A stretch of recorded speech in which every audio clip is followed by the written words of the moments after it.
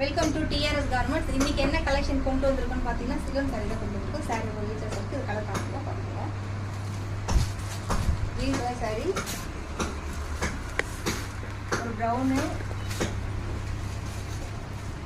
இது ஒரு ராமர் ப்ளூ,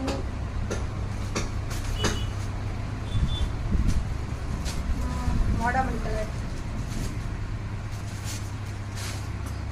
அப்புறம் வந்து ஒரு குங்கும கலர் சாரி. இது ரொம்ப சாரி ரொம்ப வீச்சஸாக இருக்குது. பார்த்தாலே எனக்கு தெரியும்.